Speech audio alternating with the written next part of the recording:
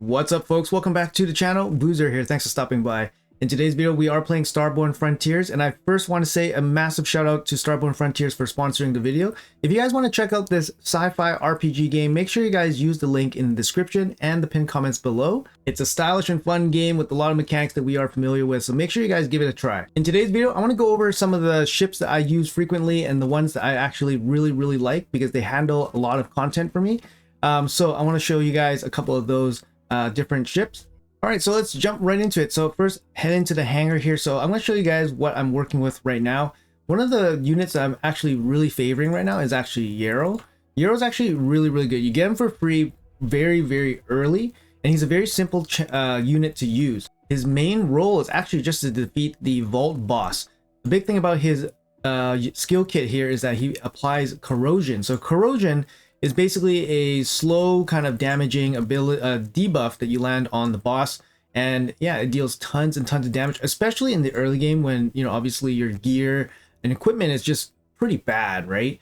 So when your equipment is bad, having this set amount of damage from these debuffs really helps. You kind of see here I stacked up hacking on my Yarrow basically so that he can make sure he applies the corrosion against enemies.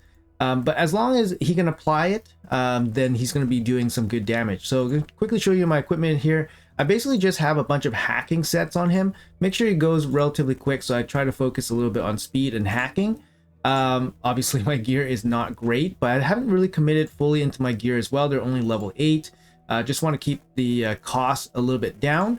Just because some of when you start rolling up your equipment, it gets pretty expensive in terms of the currency used. I'll show you guys Yarrow in action here. He's actually really easy to use, like I said. So first you go into the Alliance raids, and this is where he's going to shine the best against the Electric Vault boss. So let's tackle normal here. So this is the formation I have here. I have a healer, I have Yarrow here, and then Shepard's going to actually also apply some corrosion as well. But let's see what Yarrow can do, and let's see if we can how much damage we can actually do. We're only doing normal difficulty, so it's not anything crazy or anything like that, but it's always fun to see what kind of damage you can actually put out with some of your units. And like I said, guys, the equipment on them is pretty poor, but it should be able to at least dominate the normal difficulty. I think even the hard difficulty, it should dominate with the damage over time effects. They're basically called dot effects. If you guys have heard that term before, DOT, so dot effects, damage over time. Things like corrosion, things like the burn effects will, you know, basically be part of that category of debuff. You can kind of see the Vault here is taking a bunch of dot effects. You see the little corrosion dots, you see the little fire dots, taking tons and tons of damage here. Our group is relatively healthy, I think. But obviously going down a little bit. We have the big healer here. The damage is ramping up actually from the Vault. We just lost one of our ships, and the Vault is actually looking to maybe try to kill the healer here, but we're doing okay. We're just stacking up the damage here. We're still a relatively new account, to be honest, so can't really expect too much, but we definitely easily beat the normal boss here. Let's see how much damage we do in total. Basically just a damage test here. Just have to have enough sustain to keep your team alive and then do enough damage. Looks like we're just going to survive maybe one more hit. The healer's going to go down here, I think. And one more blast from the Vault. Oh, there he goes. There he goes. All right, so now that the healer is gone, most likely the rest of the ship will, the rest of the team will probably fall apart here pretty quick. And there we go. I think this is a new personal best for me. Over 1 million. I haven't reached over 1 million yet, but doing pretty good. See more info. You kind of see what damage done, right? You see Yarrow here doing tons and tons of damage here. 500. He's doing, you know, more than 50% of the total damage here. So like I said, he's one of my, you know, most used champions or most used units because I do use him every day against this Vault boss. And to a lesser extent, Shepard here also applies corrosion as well, and he's dishing out a bunch of damage as well. So moving on here, you can kind of see we put up 1 million damage, and I'm only level 19, and then we have other players here level 65 and 50. doing significantly more damage. That's fine. So obviously we know our limitations and such. Let's check out what we can do against hard difficulty. At the same time, let's discuss another unit that I actually been using quite a bit. And it's another champion we get along the way, and it's called the Butcher. The Butcher actually does pretty good amount of damage, actually, his skills. He applies Inferno, which is another dot effect, similar to Corrosion, but you can kind of see here he does apply both of these Inferno dot debuffs. And he also applies block buffs, which is really good against like wave content. So I was using him against some campaign levels. And the block buff's actually very, very useful. His passive is interesting as well. He gains 1 stack of overload. And if he kills somebody, he can lose 1 stack of overload, which is really, really interesting as well. He's not going to kill too many people, but for my squad, he's actually one of the harder hitting units. So I do lean on him quite a bit. He's a really cool looking ship as well. Looks like a little, Gallic gun kind of thing. Really rustic looking, right? And you can see I was using the Butcher against the Vault boss as well. So we can check out what we can do against the hard difficulties. I want to see if I can break my previous record here. So let's head to hard difficulty and try to do some more damage here. He does pitch in some damage here as well. All right, let's get going. You can see I don't even have any 60s on this squad. Very low level kind of squad here. But yeah, we're going to lean really hard on the dot damage here. So from the Corrosion and from the Inferno dot debuffs, that's where all our damage is coming from. But it looks like the big blast here definitely taking us out. Looks like Butcher actually went down first, unfortunately. Let's see how much damage we can actually put out here with Yarrow and company here. Is Yarrow gonna go down too? Oh my goodness. Hard difficulty, too tough. Maybe we need some 60s. But very tough. Let's see here. Can we beat 600,000? Let's see if we can beat 600,000. Oh, we're pretty close. Just under 600,000. I mean, that's not bad. Not bad. Yarrow doing most of the damage here. He's the only one that was managing to stay alive for most of it and then actually dealt some damage. So you can see here, level 19. Hey, not too bad. Not too bad, right? We're trying to keep up with these big guys here. And even with, relatively low account, beginner account, we're able to, do middle tier rewards. So we're still able to pick up some of these goodies here, which is always a good thing. And we easily beat the tier 4 damage for normal difficulty. So, hard difficulty is just what we're going to be working on afterwards. But we're not too far away, right? We're already like, we're a third of the way to tier 4.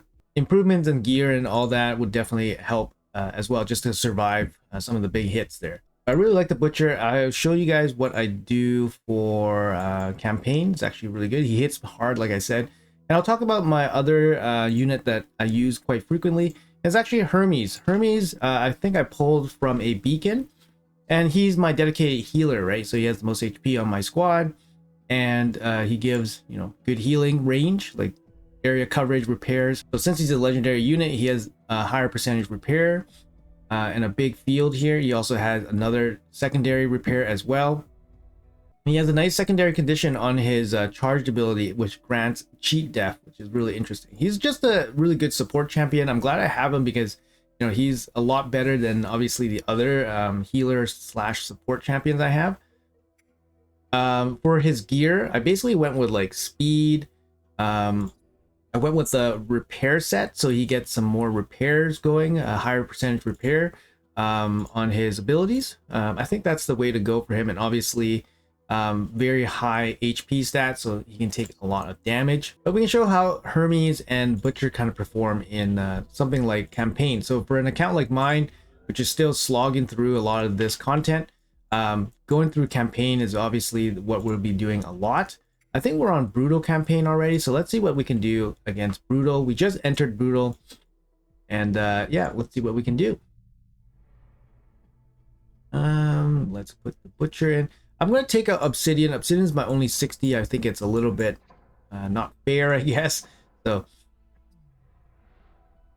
we might not need Obsidian for this. Let's see. Maybe we do. Uh-oh. Obsidian's my only 60, and he has like my best damage gear. Let's see what we can do against this team here. Maybe we do need Obsidian. Let's sub him back in. Let's sub him back in. This team's too strong. Okay, let's see. Let's sub him back in. All right, let's try again. Sorry. Level 60, right? We need that extra oomph. There we go. Obsidian doing half HP hits with his big blast there. Also one of my most used units as well, mainly because he's a legendary that deals pretty good damage. And I managed to get lucky and pull him from a beacon randomly. Let's go. Boom, there we go. Like Obsidian goes down. Butcher's gonna go down as well, I think. It's gonna be close. I think the ship back here is too tough. All right, so we can't farm this level and we can't progress anymore. This is kind of where I got stuck. Let's show something else. I'll show you where my farming are. I'm farming the hardest stage of level 7 here in the hard campaign.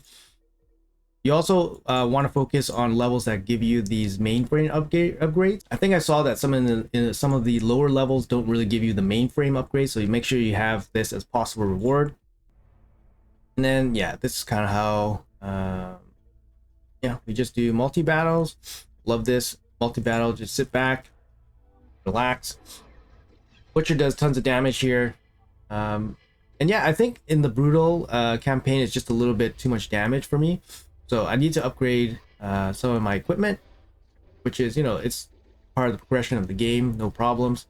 Obviously, I can farm up some experience points, get my level up. I'm still only level 20, so still a youngin in this game. There you go. Boom.